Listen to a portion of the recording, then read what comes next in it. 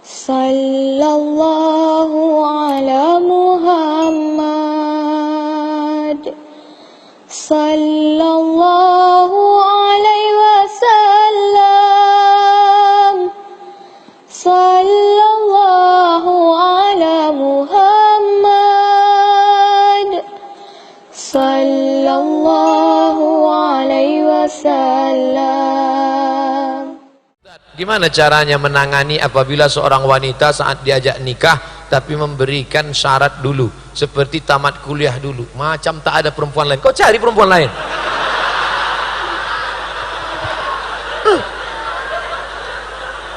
Kau buat, nanti balik dari sini pergi ke tempat sablon dekat, buat sablon sini, sablon baju kaos, buat besar-besar di sini. Hidup sudah susah, jangan bikin susah. Kau kalau mau nikah sama aku, kupinang kau dengan bismillah. Kalau kau tak mau, bunga bukan setangkai, kumbang bukan seekor, patah tumbuh hilang berganti, hilang satu tumbuh seribu. Oh, perempuan berserak-serak banyak-banyak.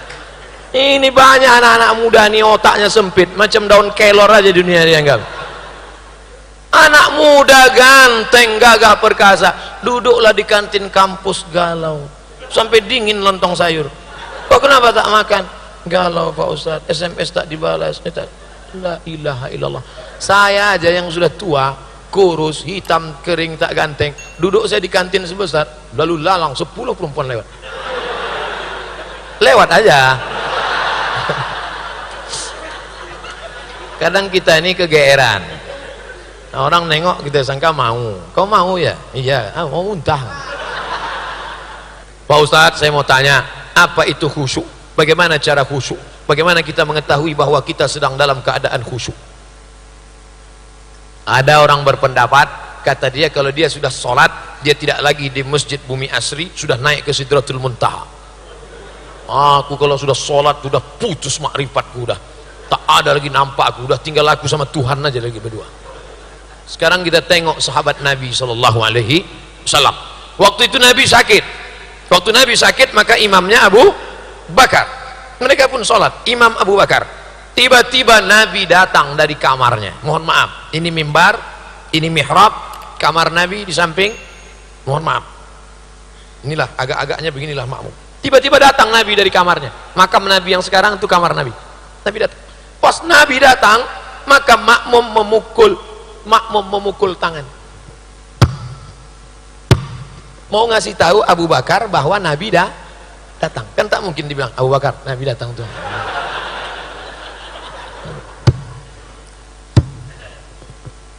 Apa pelajaran dari hadis ini? Bahwa sahabat itu sadar, bukan dia naik ke Sidratul Muntaha. Sahabat Nabi yang disebut dalam Quran yang radhiyallahu an tetap tidak berpindah tempat, sadar dia bahwa ada Nabi datang. Tiba-tiba orang yang baru ikut bersuluk 2 kali berzikir, oh ini Ustadz ngejek tarekat ya? Enggak, saya pengamal tarekat Naqsyabandi, saya pengamal tarekat Syattariyah, saya pengamal tarekat Syaziliyah, saya ambil sanadnya dari Syekh Muwaffaq, tapi tidak yang mengada-ngada cakap, membuat-buat. Kita ini berdasarkan ilmu, bukan kita pergi ke alam lain. Kalau ada orang ngaku aku tadi sholat tak kemana, dilarikan jin itu. Dia tetap sadar di tempatnya. Hadis yang kedua, Nabi sedang sholat jadi imam, tiba-tiba Nabi membuka selop. Waktu itu Nabi sholat pakai selop, Masjid Nabawi belum ada karpetnya, masih pasir. Nabi sholat pakai selop, dibuka Nabi selopnya. Ketika Nabi membuka sendalnya, semua makmum di belakang menengok, membuka sendalnya. Assalamualaikum warahmatullahi wabarakatuh. Assalamualaikum warahmatullahi wabarakatuh. Nabi tengok sendal berserak-serak di belakang. Lalu kata Nabi, kenapa kalian buka selop kalian? Kata sahabat, kami tengok kau buka selop, kami buka selop kami. Apa kata Nabi? Aku buka selopku karena tadi datang Jibril mengatakan selop itu ada najis. Selop kalian tak bernajis, kenapa kalian buka? Apa pelajaran dari sini? Bahwa sahabat itu tidak kehilangan kesadaran. Dia tetap menengok sendal Nabi lepas. 3. Uqtulul aswadaini fis shalah. Kalau kau sedang sholat, bunuhlah 2 yang hitam. Kalau sedang sholat, bunuh 2 yang hitam. Apa yang dimaksud 2 yang hitam? Al-af'a wal aqrab. Aqrab kalajengking, af'a thu'ban ular. Artinya apa? Waktu sholat mata terbuka. Coba tutup mata, tiba-tiba datang anaconda. Hah? Sholat tidak kehilangan kesadaran, tapi sholat orangnya tetap mengingat Allah. Udah jelas. Ini untuk membantah orang yang mengatakan bahwa dia khusyuk sampai hilang kesadaran. Dia tetap ingat Allah, dia tetap fokus di tempatnya, dia tetap membaca. Ustadz, sholat itu mata terbuka apa tertutup? Mata terbuka. Tapi kalau tak fokus, tak khusyuk, boleh ditutup. Nggak tahu kawan yang di depan itu kadang, makanya kalau sholat pakai baju yang tak ada tulisan. Ini ada orang pakai baju kaos di depan, tertulis coblos nomor. Itu namanya tak khusyuk. Udahlah datang terlambat, ditulis pula di belakang, emang masalah buat lo. Tak khusyuk. Saya kalau ada yang model-model gitu, saya tutup mata. Lah, lalu bagaimana caranya khusyuk? Kata Syekh Ali Tantawi ada 5. Yang pertama, ketika berwudu jangan bercakap. Makanya waktu berwudu itu saat air masuk ke mulut, makrifat hakikatnya keluarlah dosa-dosa mulut. Hadis riwayat Ibnu Majah. Saat air menyiram muka, keluarlah dosa dari kelopak biji mata. Saat air menyiram tangan, keluarlah dosa dari celah-celah tangan. Saat air mengusap kepala, keluar dosa isi kepala, otak sampai ke lubang telinga. Saat air menyiram kaki, keluar dosa dari celah-celah kaki. Jangan sambil bercakap. Ini banyak orang sekarang sambil wudhu cakap. Nah, kan udah aku bilang sama dia, jangan.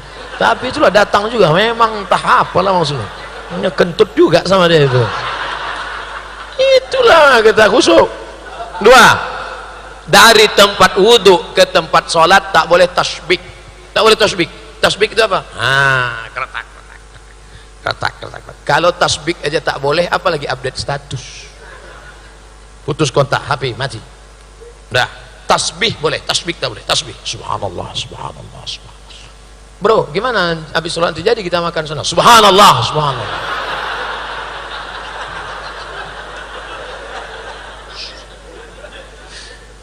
Tiga, sambung seruan azan.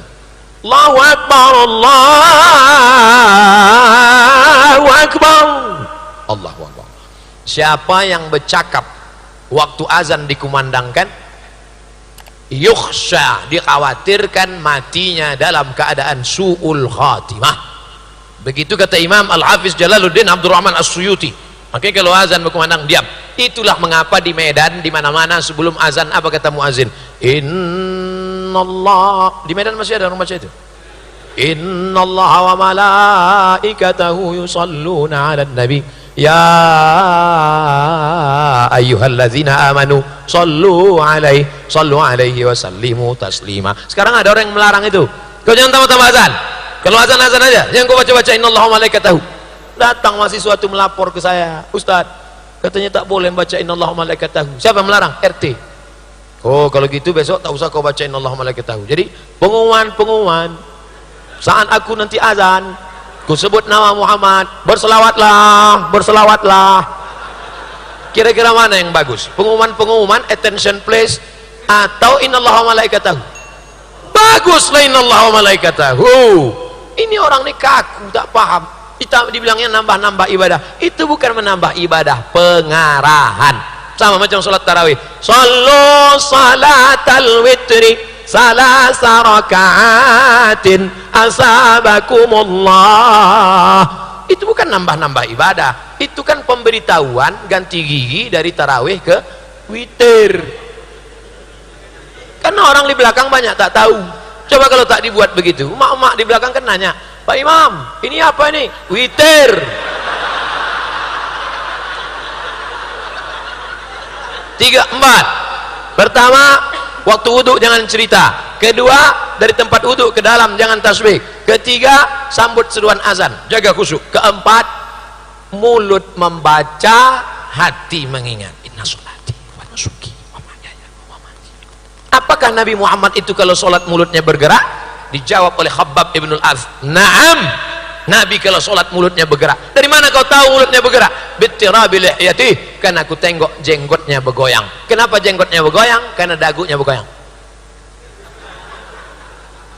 Banyak sekarang orang sholat diam aja mulutnya.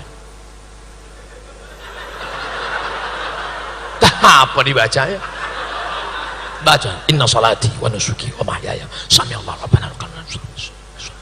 Yang kelima, pahami bacaan. Saya tak nyuruh menerjemahkan, jangan diterjemahkan, cukup dipahami saja. At-tahiyyatul mubarakatus salawatut thayyibatulillah. Assalamu alayka ayyuhan nabiyyu wa rahmatullahi wa barakatuh. Wassalamu alayna wa ala ibadillahis salihin.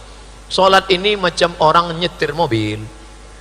Udah agak naik ke ini. Macam naik motor juga. Agak naik masuk. Begitu. Macam meniti pematang tanah liat di tengah sawah. Jatuh naik balik, jatuh naik. Jangan jatuh masuk kolam semua belak nanggu ikan dalam. Bagaimana hukum menabur bunga di atas kuburan? Nabi mengambil pelepah korma, lalu dia tusukkan ke atas makam. Kenapa pelepah korma ditusukkan ke makam? Karena pelepah korma bertasbih. Tasbihnya sampai ke orang yang mati. Tasbihnya meringankan. Tasbihnya. Itulah mengapa orang ziarah kubur baca doa, tahlil. Sedangkan tasbih pelepah korma sampai, apalagi bacaan Quran orang beriman. Tapi jangan gara-gara ini pulang dari sini bapak ambil sawit tanam di atas kubur. Kenapa kau tanam sawit di atas kubur? Sedangkan pelepah korma saja dapat pahala, apalagi sawit dan kelapa. Dan itu maksudnya. Begitu juga orang yang menyiramkan bunga itu, sebelum bunga itu kering, maka dia bertasbih. Oh kalau gitu siramkan aja lah bunga banyak-banyak Pak Ustadz. Bahwa Nabi pernah melakukan meletakkan pelepah korma basah, ya. Tapi kita jangan terlalu berharap pada tasbih tanam-tanaman, tasbih pokok kayu. Kita berharap kepada iman dan amal Apakah saya berdosa jika saya lebih mementingkan anak daripada suami? Oh, anakmu itu kan dari suamimu. Kau kasih anakmu makan, kau susukan anakmu, kau kasih dia pakaian, tapi suami kau rawat juga. Jangan sampai tidak bersikap adil. Kalau suamimu marah-marah, kenapa sejak anak ini kau kurang perhatian dengan aku? Bang, kalau kau mau perhatian full, kau cari pembantu. Aku bukan pembantu. Aku membantu engkau membesarkan anak ini. Oleh sebab itu maka aslinya seorang suami menyediakan satu orang khadim untuk memasak, untuk menolong istrinya. Kalau tidak bisa, maka dia mesti berlapang dada. Jangan anak sudah banyak do re mi fa sol la si do sol fa mi re do. Dia tetap juga macam dulu. Mabar tidak kau layani aku seperti raja. Kalau kau mau dilayani seperti raja, buatlah aku seperti ratu. Kan begitu. Oleh sebab itu maka duduk bersama, bertukar pikiran, jangan mementingkan egonya saja. Betul? Gimana hukumnya perempuan yang rajin ibadah tapi tidak berhijab? Ada pula perempuan yang malas ibadah tapi berhijab. Ini ngetes-ngetes saja. Simple aja. Simple aja. Yang sudah berhijab, motivasilah diri beribadah. Yang sudah beribadah supaya ibadahnya full. Dah selesai. Simple kan? Hidup sudah susah, jangan bikin susah. Hidup sudah pahit, jangan minum kopi pahit. Ada pertanyaan dari IG 16301630. Assalamualaikum. Waalaikumsalam warahmatullahi wabarakatuh. Pak Ustadz mau tanya, mengkonsumsi daun ganja dijadikan sayur mayur, apa hukumnya? Kullu muskirin khamrun, setiap yang memabukkan, apapun namanya yang memabukkan, maka dia khamar. Wa kullu muskirin haram, maka setiap yang memabukkan itu hukumnya haram. Ganja, sabu-sabu, putau, rohipnol, kecubung, kullu muskirin haram. Setiap yang memabukkan maka dia haram. Bagaimana kalau sedikit saja? Ma askara kathiruhu faqaliluhu haram. Kalau banyaknya mabuk, maka sedikitnya pun tetap haram.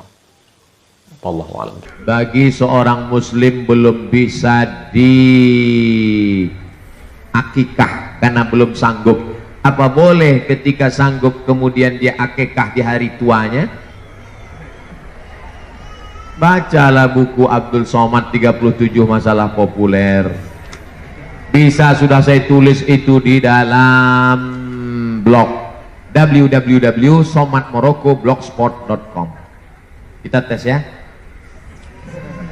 Ini enaknya kalau punya ustadz milenial.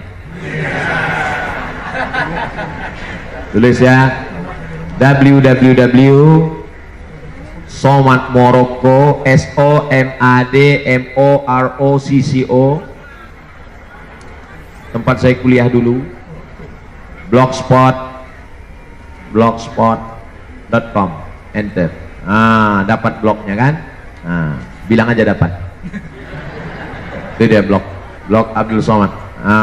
Udah dapat? Di situ banyak tentang masalah berbagai macam masalah ada di situ. Termasuklah masalah akikah. Sudah saya tulis puluhan tahun yang lalu blog ini. Boleh akikah setelah dewasa. Yang paling abdol 7 hari lahir. 7 hari nggak ada uang, 14 hari nggak ada juga, 21 hari, 21 nggak ada juga. Gak usah tengok kalender lagi. Tahun, 2 tahun, 5 tahun, 4 tahun. Ibu, bapak yang sekarang umur 40 tahun belum akikah, pulang dari sini cari kambing, www.kambing.com. Beli kambing, nanti malam buat akikah. Tapi akikah saja, jangan minta ayun pakai marhaban. Akikah saja, rambutnya nggak perlu digundul lagi. Akikah saja, nama nggak perlu diganti, payah ganti paspor. Bolehkah akikah setelah dewasa? Boleh. Lihat dalil-dalilnya udah saya tuliskan. Nah ini boleh akikah, silakan. Bapak ibu yang belum akikah, silakan akikah. Apa hukum akikah? Tidak wajib, sunnat muakkad. Kullu mauludin, setiap anak yang lahir, murtahanun bi aqiqatihi, tergadai dengan akikahnya. Bagaimana cara menebus anak yang tergadai? Tuzbahu anhu yauma sabihi, sembelih kambing hari ke-7. Yuhlaku, cukur rambutnya. Wa yusamma, kasih nama yang baik. Rambut dia di dalam tadi bercampur dengan darah najis kotor, bersihkan, gundulkan kepalanya. Kasih nama yang baik. Nama yang baik, nama yang bagaimana? Nama yang dinisbatkan kepada Allah. Abdullah, Abdurrahman, Abdurrahim, Abdul Somad, Abdul Latif.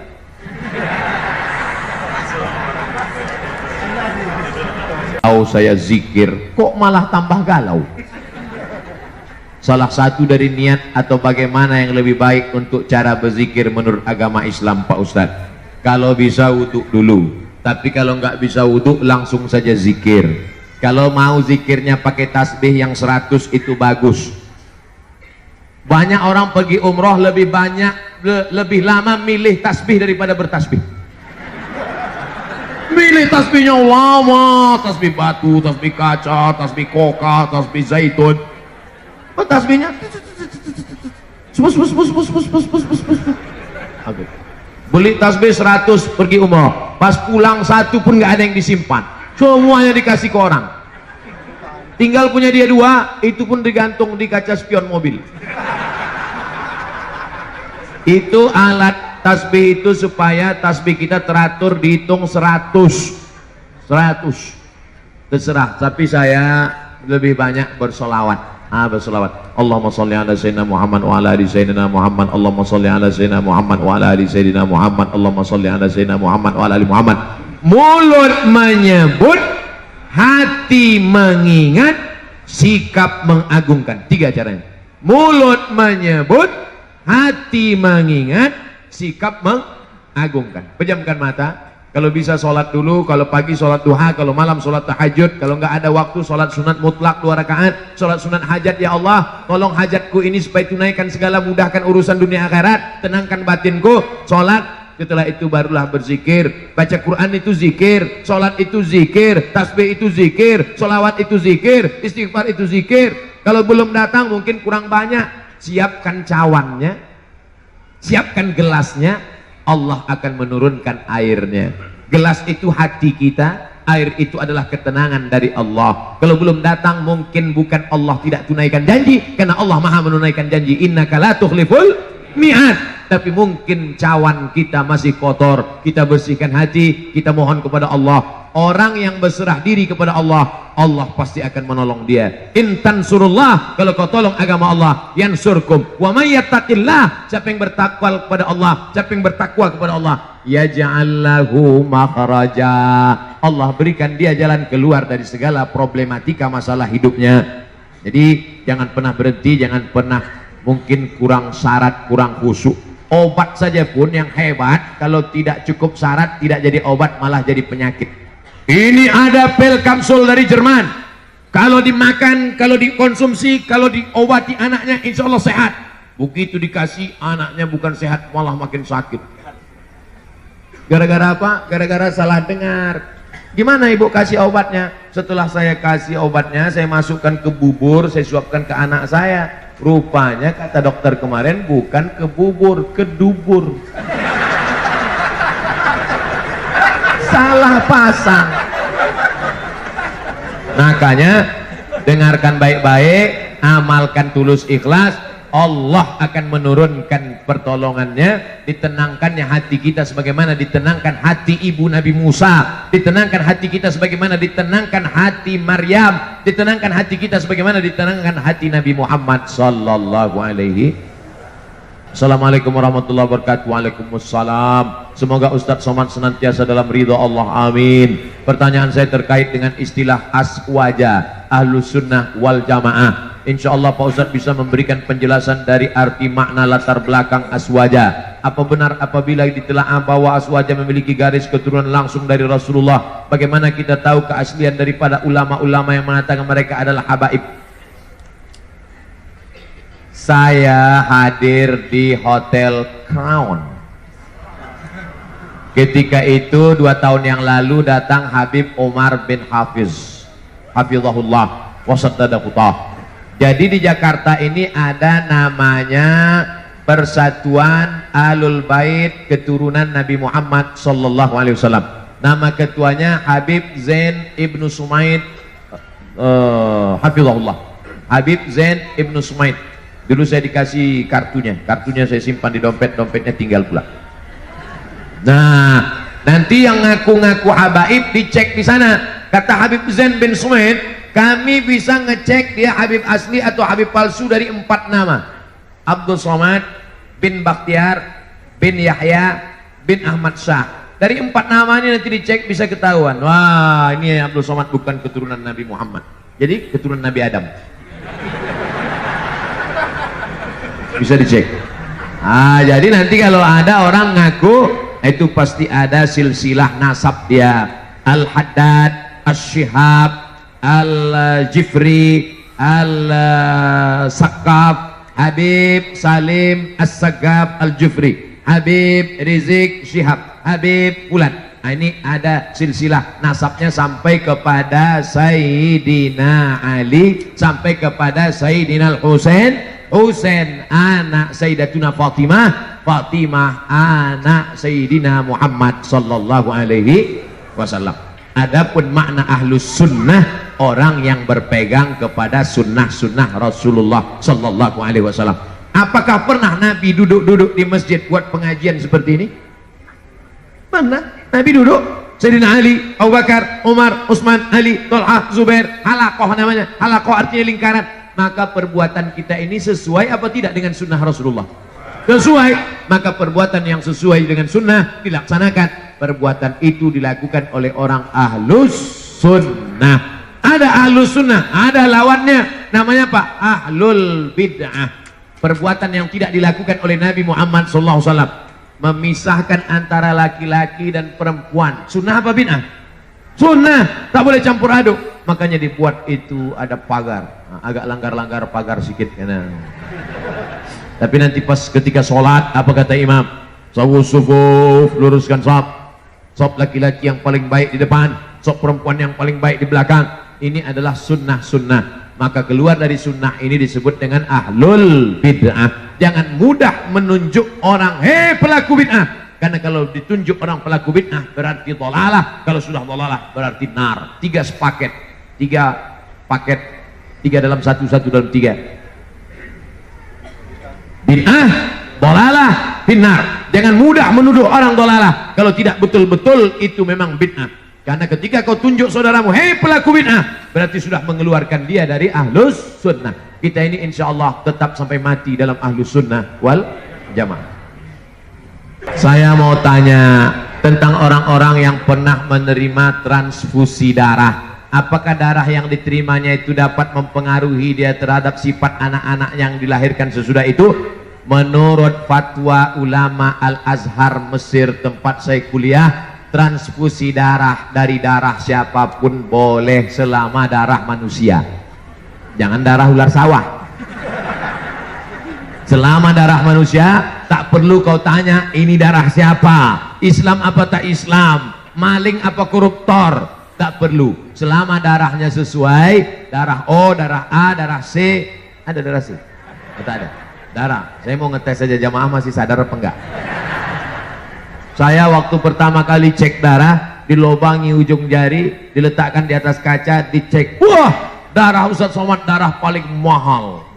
Darah lu apa darah Zekman ya? Darah, kata dokter darah Ustaz Somad ini darah paling mahal, darah AB kata dia. Saya waktu itu bangga. Wow, Ustaz, darah mahal itu payah nanti kalau donor. Yang paling bagus itu apa dokter? Darah O, mudah aja kata dia. Artinya apa? Terserahlah, itu memang sudah kudrat iradat Allah subhanahu wa ta'ala. Asal jangan darah biru aja lah. Darah biru berarti habis kena tinju bengkak. Nah, kalau nanti bapak ibu sakit, ada orang donor dari Palang Merah Indonesia, tidak perlu tanya ini darah siapa, sukunya apa, agamanya apa. Yang penting dengan cara yang benar. Adapun pengaruh-pengaruh jelek negatif yang disebut berasal dari darah itu, kalau makanan itu kita makan dari jalan haram, dibeli uang haram, sepiring nasi uduk, jangan nasi uduk lah Pak Ustaz, kesukaan saya mie ayam, jangan mie ayam lah Pak Ustaz, makanan saya lontong sayur, sepiring lontong sayur berubah menjadi setetes darah. Setetes darah berubah menjadi daging. Ayyuma lahmin, setiap daging nabata min haramin, tumbuh dari yang haram, fannaru aulabih, tempatnya api neraka jahanam. Kalau dari uang belanja diberikan makanan, maka berubah menjadi darah haram. Adapun transfusi darah maka dibolehkan oleh ulama. Kita ikut ulama, sami'na wa ata'na, fas'alu ahla dzikri, tanya ulama kalau tidak tahu, in kuntum la ta'lamun, kalau tidak tahu. Mudah-mudahan kita semuanya selamat dari yang haram-haram insyaallah. Assalamualaikum Ustadz, saya ingin bertanya, ini mahasiswa kelihatannya, apabila sudah ada jodoh, boleh Ustadz? Boleh. Apabila sudah ada jodoh yang ingin segera menikahi saya dan menikahnya di tahun ini, tetapi keluarga besar saya menyuruh nikah tahun depan, apa yang harus saya lakukan? Lebih baik mendengarkan keluarga besar atau segera menikah? Lari maksudnya. Demikian Ustaz. Apa hubungan jodoh sama ekonomi?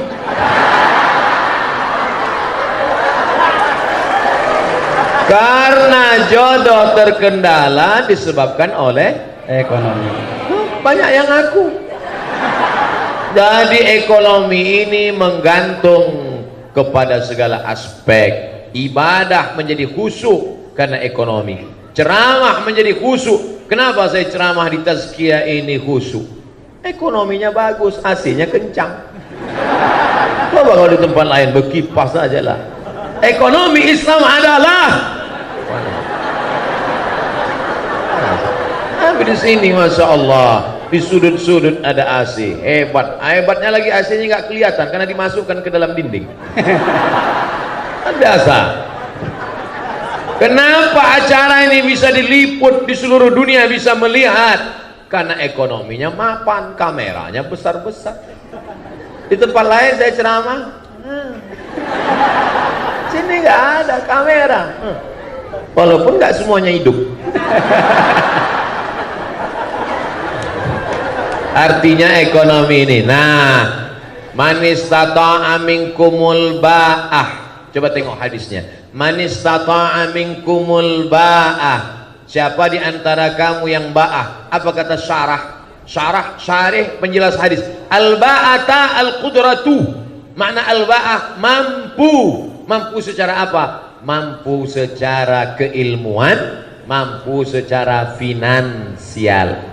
Man istata'a minkumul ba'ata, siapa di antara kamu yang sudah mampu menikah, falyatazawwaj fa innahu aghaddu lil basar, karena menikah itu menundukkan pandangan, wa ahsanu lil farj, menjaga kemaluan. Faman lam yastati, siapa yang tak sanggup, fa alaihi bis-shaum, banyak-banyak puasa. Jadi adik-adik mahasiswa yang belum mampu menikah, kalian puasa aja dulu. Puasa. Kalau puasa kalian nafsu ada, tenaga tak ada. Lemes ya. Jadi bawaannya mau mati aja. Bro, itu ada mahasiswi cantik dari Tazkiyah. Aku udah nggak ngeliat lagi. Udah mau mati aja bawaannya. Nantilah habis buka baru kita cari. Nah, oleh sebab itu, kalau ekonomi sekarang ekonomi sudah mapan.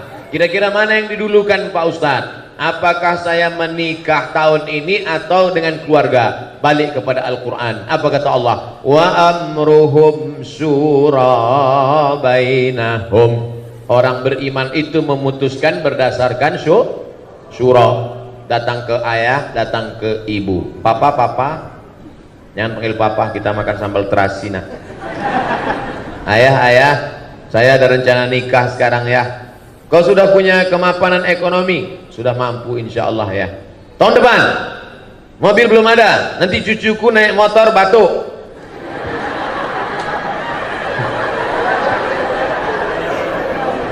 Ini apa kata Allah? Iyakunu fuqara. Kalau calon mantumu itu fuqara, miskin, yughnihimullah. Allah yang akan membuat dia kaya. Nanti datang ke dia. Kamu mau minang anak saya? Iya Pak. Datang aja naik Grab.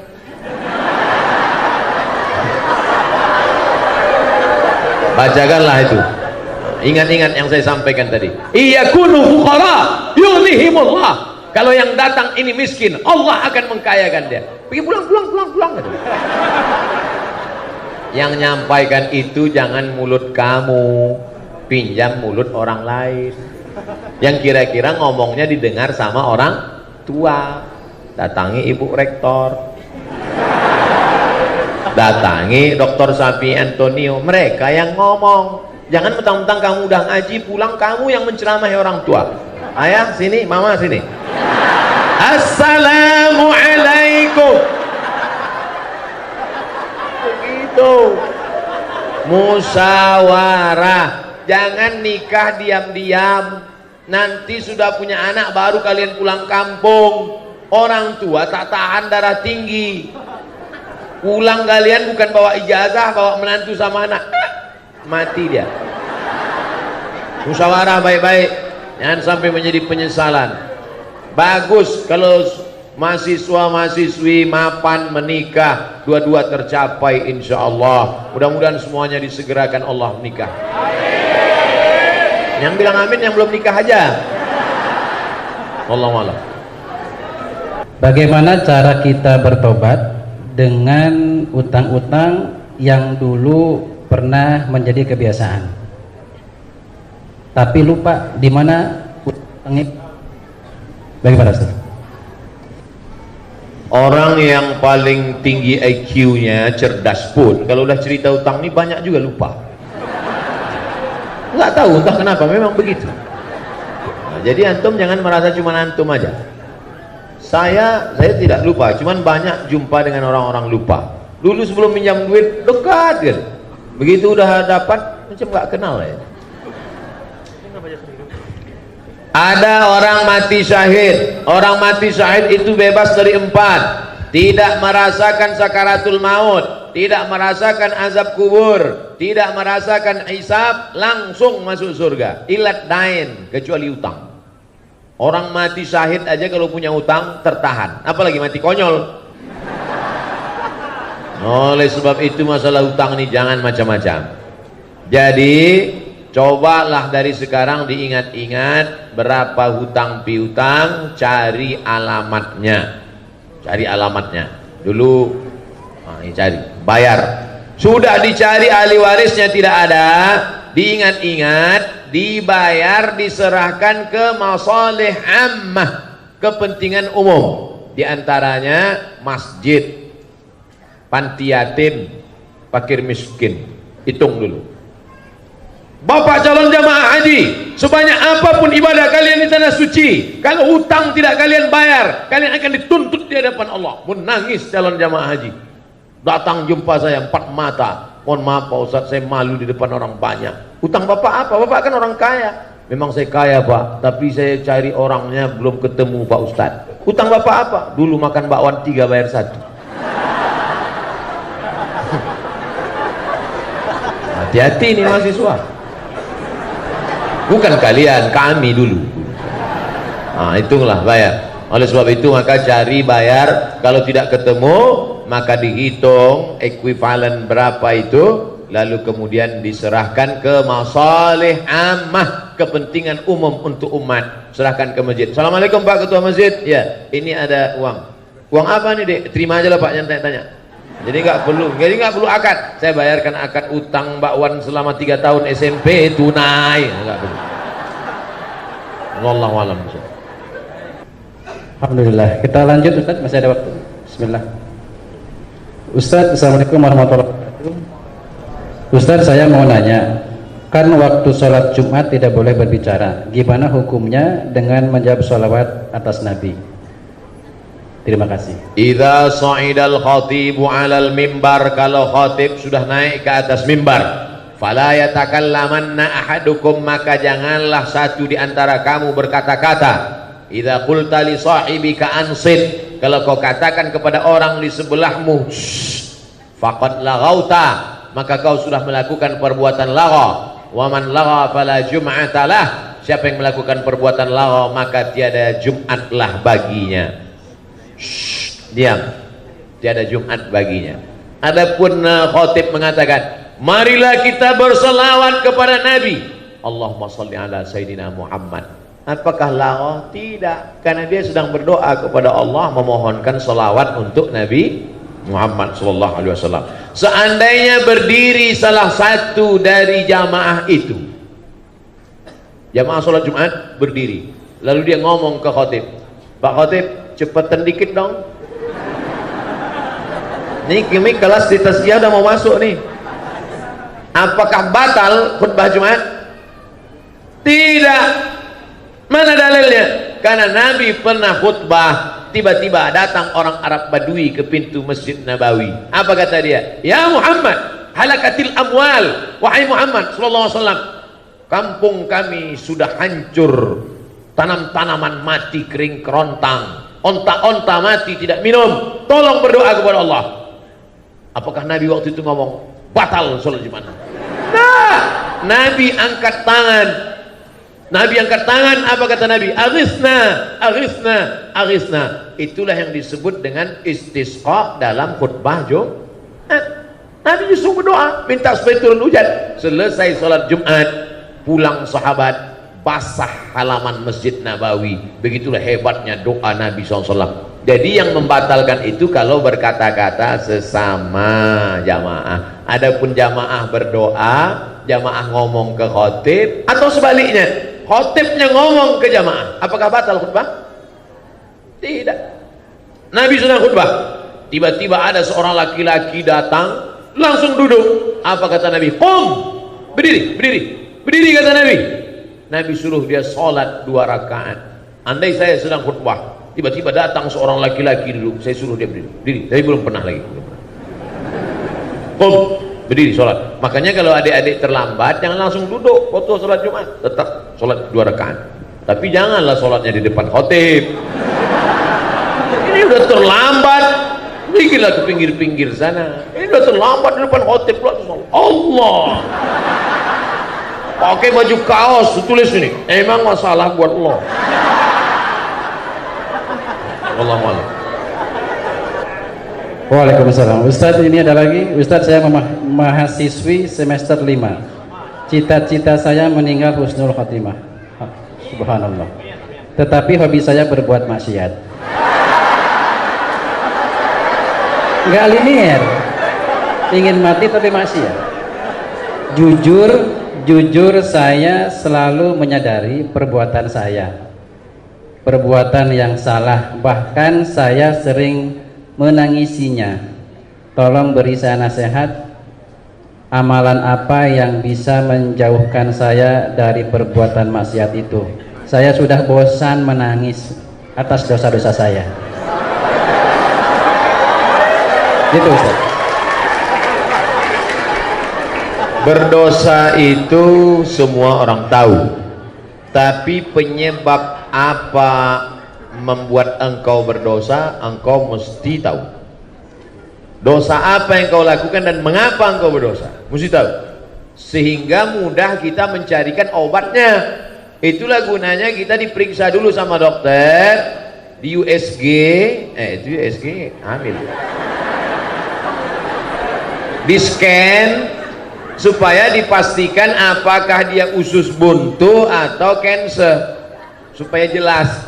Maka jangan sampai salah obat. Salah obat nanti jadi penyakit, racun. Oleh sebab itu maka diketahui dulu penyakitnya apa. Ini pertanyaannya umum, maka saya jawab secara umum. Pak Ustadz, saya bergelimang dosa. Dosamu apa? Penyebabnya apa? Dosa saya ini karena sebabnya ini. Cepat atasi. Dosa ini penyebabnya ini. Obatnya ini, atasi ini. Karena secara umum biasanya dosa hinggap kalau kita selalu sering sendirian. Maka jangan sendirian. Harus berjamaah. Buat komunitas. Saya senang anak-anak muda ini punya komunitas-komunitas. Saya banyak jumpa komunitas. Kamu dari komunitas mana? Saya dari komunitas jombloan fisabilillah Pak Ustadz. Mantap. Kamu komunitas mana? Saya komunitas petato taubat Pak Ustadz. Mana tatomu nggak kelihatan? Nih. Ada satu titik. Kamu komunitas mana? Saya dari komunitas subuhan berjamaah Pak Ustadz. Bagus. Nah, jadi yang pertama jangan sendiri, jangan pernah sendiri. Sekarang ini komunitas tazkiyah. Nanti pulang ke kos-kosan, mulai setan mendekat. Maka di komunitas kos-kosan juga cari komunitas kos-kosan yang islami.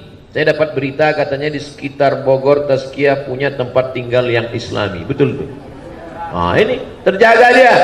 Nanti di grup juga, di grup itu juga ada grup-grup yang menjaga kita. Kalau berada di grup yang buat maksiat, keluar. Kamu coba lihat grup-grupnya, pasti cek grup homo. Ngapain kau di dalam? Saya mau mendakwahi mereka Pak Ustaz. Astagfirullah. Kau nggak kuat bro. Belum tentu kuat. Nanti kalau sudah kuat baru. Jadi kalau ada grup yang kira-kira menyelamatkan kita. Jadi yang pertama menyelamatkan diri ini adalah pertama taubat nasuha, mandi taubat. Setelah itu berjamaah buat komunitas, setelah itu istiqomah.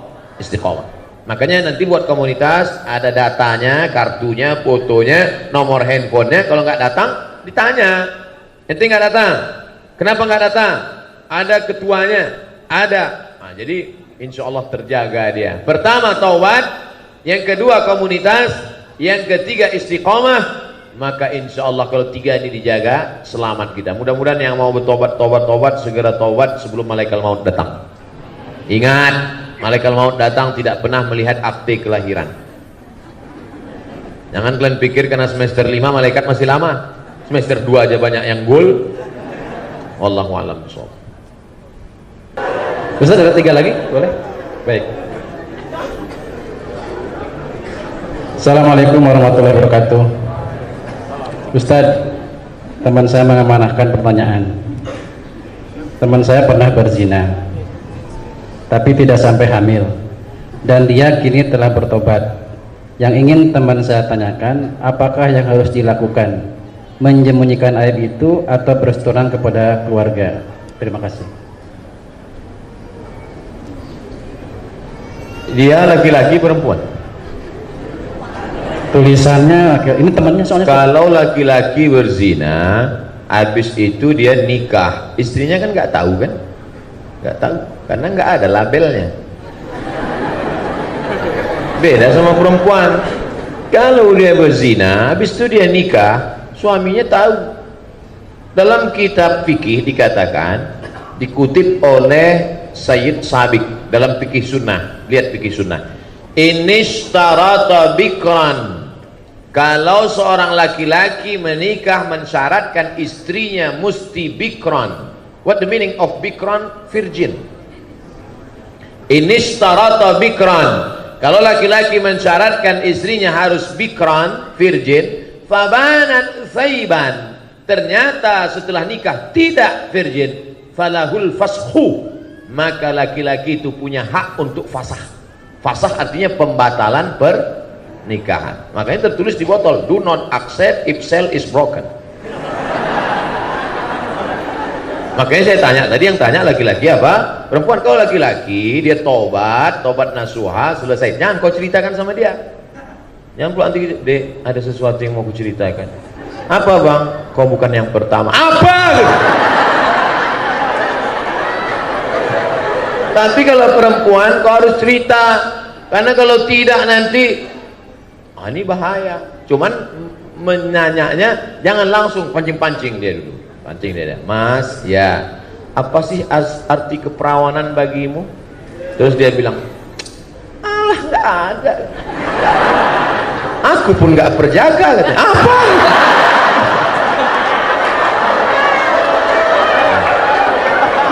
Jadi hati-hati. Kalau memang dia siap menerima, lanjutkan. Tapi kalau tidak, itu nanti bisa menjadi fasah namanya. Apa namanya? Fasah. Fasah itu artinya pembatalan pernikahan karena laki-laki punya hak. Ini hati-hati perempuan. Mudah-mudahan Allah menjaga kehormatan anak-anakku sekalian. Amin ya Allah. Apa hukum bagi anak yang memarahi ibunya karena melarang agar melawan? Apa hukumnya bagi anak yang memarahi ibunya karena melarang ibunya agar jangan melawan bapaknya?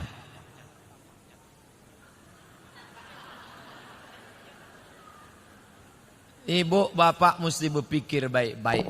Anak tuh ada kan karena hubungan ibu bapak baik dulu kan. Kalau tak baik mana mungkin dia ada. Sekarang setelah dia ada, kenapa dia yang jadi korban? Ibu marah, otomatis dia marah. Anak ini melawan. Dan kalian sebagai anak tak boleh kalian lawan ibu ayah. Tak boleh. Walaupun dia kafir, tak boleh. Wa in jahadaka, kalau bapak ibumu memaksamu ala an tusyrika bi, mempersekutukan Allah, fala tuti'huma, jangan kau ikuti. Tapi untuk melawan tak boleh. Wa sahibhuma fid dunya ma'rufa, tetaplah berbakti kepada orang tua. Jangan mentang-mentang udah ngaji, balik dari sini panggil mak sini, assalamualaikum. Kan begitu caranya. Tapi dengan cara yang santun. Tapi dia nyuruh saya melawan ayah saya, Pak Ustadz. Cari nenek mama, cari walim ulama. Ibu kamu tuh suka ngajinya sama siapa? Oh, dia sama ngaji sama Ustadz Jel Fatullah. Kasih tahu, Ustadz Jel tolong ceramahi. Ustadz Somad menyabui Ustadz Jel, apa hubungan Ustadz? Itu kakak kelas saya. Kakak kelas saya. Banyak orang yang tersentuh hati mendengar ceramah Ustadz Jel. Oh, dengan Ustadz Jel dia tak mau. Sama siapa? Dia maunya dengan Dr. Eka Putra Wirman. Itu kakak kelas saya juga dulu di Maroko. Dengan Ustadz Eka. Dengan doktor, Pak Rektor Win. Oh, maunya dengan Ustadz Fulan. Dia dengan Ustadz tak mau. Maunya dengan nenek mama. Dengan tokoh adat. Dengan tokoh masyarakat. Pokoknya cakap siapa yang dia dengar. Insya Allah. Begitu. Bukan kita yang melawan. Karena melawan orang tua ini luar biasa. Mudah-mudahan kita termasuk anak-anak yang berbakti pada orang tua, insya Allah.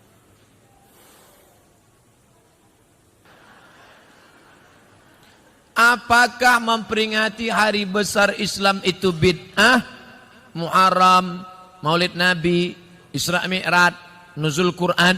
Kalau memperingati Muharram ini bid'ah, maka yang mengundang masuk neraka. Yang diundang masuk neraka. Yang paling panas nerakanya yang ceramah. Kalau tidak dibuat Nabi bid'ah. Orang mengaji berpuluh tahun di Makkah, Inyak Canduang, Inyak Jaho, Syekh Sulaiman Ar-Rasuli, Syekh Ahmad Khatib Al-Minkabawi, berpuluh tahun mengaji di Makkah. Ini enggak, jurusnya 5 saya. Kalau tidak dibuat Nabi bid'ah, Maulid Nabi bid'ah, Isra Mi'raj bid'ah, Nuzul Quran bid'ah, Marhaban bid'ah, Barzanji bid'ah, Sayyidina bid'ah, Yasin bid'ah, Tahlil bid'ah. Maka kalau basuh aja orang, bid'ah haram neraka, bid'ah haram neraka, bid'ah haram neraka. Tidak sesimpel itu saudaraku. Bid'ah itu perbuatan yang tidak ada dalilnya. Itu bid'ah. Adapun peringatan menyambut Muharram itu ngaji. Kita ini pengajian. Isinya tidak ada yang mungkar. Mengingatkan lagi umat tentang bagaimana menyambut satu Muharram, bahwa kita punya kalender hijrah, kita harus betul-betul pindah, membangkitkan semangat membangun masjid, menyekolahkan anak ke sekolah lembaga yang peduli pada sholat berjamaah, mengingatkan tentang yang ulang tahun jangan membuat perbuatan mungkar, tapi dengan berbagi bersedekah kepada fakir miskin anak yatim. Maka dalam rangka watawasau bil haq watawasau bis sabr, maka akan datang masjid-masjid surau langgar musalla buat. Ini habis satu Muharram, Safar, Rabiul Awal. Acara Rabiul Awal buat Maulid Nabi dengan cara peringatan Maulid Nabi, puncaknya tanggal sekian. Seminggu sebelum itu adakan lomba jadi imam, lomba muazzin, lomba barzanji, lomba marhaban, sehingga malam itu nanti hadirkan ustadz mubaligh penceramah supaya dicuci lagi akidah, dibersihkan daripada kemungkaran. Bagaimana pengertian bid'ah itu Pak Ustadz? Sebagai beberapa bid'ah itu, karena di masjid kami tak pernah mengadakan memperingati hari-hari besar Islam. Peringati hari besar Islam, undang alim ulama, adakan pengajian. Adapun definisi bid'ah, kalau tidak ada dalil maka bid'ah. Selama ada dalil umum, selama masih dipayungi oleh tausiah, isi kajiannya adalah tausiah. Nanti Maulid Nabi, tausiahnya tentang akhlak-akhlak Nabi, tentang sejarah Nabi. Nanti bulan habis Maulid Nabi, Muharram, Safar, Rabiul Awal, Rabiul Akhir, Muharram, Safar, Rabiul Awal, Rabiul Akhir, Jumadil Awal, Jumadil Akhir, Rajab, Isra Mi'raj. Isra Mi'raj tausiah lagi. Isinya tentang bagaimana cara sholat Nabi. Karena Isra Mi'raj adalah peristiwa pengambil sholat. Habis Rajab, Sya'ban, menyambut Ramadan. Ramadan, nuzul Quran. Syawal, halal bihalal. Itu momen-momen persatuan umat. Pokoknya masjid yang belum membuat, buat. Susun kepanitiaan. Ramai. Dengan ramai begini yang selama ini imannya down, lemah, menengok ramai. Rupanya ramai juga umat Islam. Ternyata sholat subuh aja yang sunyi. Kalau tablik akbar ramai juga. Itu makanya Idul Adha itu disuruh istri ikut menengok pemotongan, anak gadis dibawa. Untuk apa? Karena ada orang menengok orang ramai, bangkit semangatnya, hidup jiwanya. Makanya Idul Adha suruh anak istri ikut datang memotong, menengok pemotongan. Orang Islam ternyata ramai juga kalau bagi-bagi daging kambing. Untuk apa itu? Show menunjukkan force, kekuatan. Orang luar melihat kita. Ini kalau video ini di-share, tunjukkan bagaimana yang di luar sana menonton lewat layar, share ke seluruh Indonesia, share ke seluruh dunia. Orang berpikir dua kali, jangan usir Ustadz Somad. Itu datang nanti pasukannya dari bumi Minangkabau. Jangan macam-macam dengan orang Minang. Kemana bumi dipijak, di situ awak membuka rumah makan. Di setiap penjuru negeri ini ada rumah makan Minangkabau. Macam-macam mereka. Saya ceramah di Sydney, di Australia, diajak makan di rumah makan orang awak Minangkabau. Gebu Minang di Sydney. Duduk saya. Ustaz Somad, senyum-senyum. Ya, ambolah lama di Australia. Labara tahun Pak, 35 tahun di Siko Ustaz. Orang kita di mana-mana ada berada. Oleh sebab itu maka ini adalah syiar kekuatan. Bangkitkan semangat. Saya sudah ceramah 1 jam 30 menit, 90 menit. Anak-anak muda dari tadi tetap tegak berdiri. Bayangkan itu. Pahalanya mudah-mudahan berlipat ganda insyaallah. Yang tegak berdiri pahalanya 2 kali lipat daripada yang duduk. Begitu cara menyenangkan hati orang yang berdiri-berdiri. Menurut syariat, wanita hamil di luar nikah tak boleh nikah sampai wanita itu melahirkan. Tapi di saat sekarang banyak wanita hamil di luar nikah langsung dinikahkan. Bagaimana solusinya Pak Ustadz? Baca kitab Al-Fiqhul Islami wa Adillatuh Syekh Wahbah Zuhaili. Nama kitabnya Al-Fiqhul Islami wa Adillatuh, dicetak oleh Gemah Insani Press Jakarta, sudah terjemah ke bahasa Indonesia. Panjangnya 1 meter, harganya 1.800.000. Di sana disebutkan perempuan kalau hamil menikah, nikahnya sah. Dengan syarat memang laki-laki itu yang menghamilinya.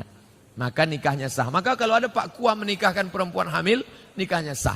Maka Pak Kua tak perlu tanya, udah berapa bulan? Yang bertanya itu dokter. Pak Kua tak perlu nanya. Nanti cirinya yang model perempuan hamil itu, mertuanya dari cara manggilnya udah lain. Kalau yang belum hamil itu nanya, hai menantuku. Nah, gitu dia. Hei. Nah, itu tanda-tanda tuh. Aku terima ini kata tuna. Hei. Yang sekolah ya. Nikahnya sah, tidak perlu diulang. Anak lahir tak perlu diulang. Tapi efek akibat dari pernikahan itu muncul 4 masalah. Yang pertama, anak itu nanti kalau lahir tidak bisa pakai bin bapaknya. Jadi pakai bin apa? Terserahlah. Bin kardus, bin botol. 2. Kalau anak pertama lahir laki-laki, lahir anak nang kedua padusi, perempuan, nanti anak nan pertama iko indak bisa mawalikan nikah adiaknya. De apa de inyo sudah saudara saudara sama ndak bisa jadi wali. 3. Kalau si bapak mati, si anak ndak dapat harta warisan, dek ndak ada hubungan nasab. Nang keampe, kalau si anak nan pertama anak gadis cantik jelita dipinang oleh laki-laki, si bapak tak bisa menjadi wali karena tak ada hubungan nasab. Walinya siapa? Walinya wali hakim Pak Kua. Apa salah saya Pak Ustaz? Ini anak saya. Rambutnya, darahnya, DNA sudah periksa di Singapura. Ini anak saya. DNA nggak laku mas bro. Salah saya apa? Kamu mencoblos sebelum hari H.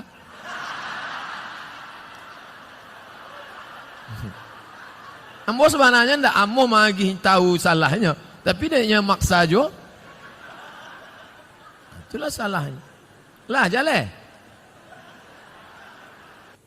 Ustadz, kan zaman sekarang banyak wanita yang menggunakan bulu mata tempel. Yang bulu mata ini yang mana? Ini. La'anallahul washimat. Allah melaknat tukang buat tato. Wal mutashimat, minta buatkan tato. Wal mutanammisat, mencabut, mencukur, merubah. Wal mutafallijat, mengotak-atik gigi. Kalau giginya memang tak layak, boleh. Ada kalau senyum dia 3 hari kita tak bisa tidur. Itu boleh, dia bawa ke dentis, boleh. Tapi yang sudah layak, banyak sekarang orang sudah layak, bagus, di otak-atik. Dipakai dulu kawat jemuran, sekarang untuk gigi. Pakai warna-warni lagi. Senin hijau, Rabu ungu, Kamis pink. Kalau jumpa, otak-atik tak boleh. Plastik semua. Sampai ini pun plastik. Lentik plastik. Ada orang bakar sampah, layu. Tak usah. Kau cantik bukan karena plastik itu, tapi kau cantik karena kecantikan dari dalam. Bahasa awaknya apa? Inner beauty. Karena cahaya tahajudmu, karena munajatmu kepada Allah Subhanahu wa taala. Menyambung rambut Pak Ustadz, Allah melaknat yang menyambung rambut. Tapi saya kena penyakit Pak Ustadz, gugur semua, gundul. Kan saya tak nampak. Suami saya melihat Pak Ustadz, kasih tahu dia, bang, ini takdir dari Allah. Walaupun aku gundul, kau terimalah apa adanya. Aku tak pernah request. Kata suami, apapun adanya dirimu, ku terima engkau adinda. Karena yang berambut sudah ada satu lagi.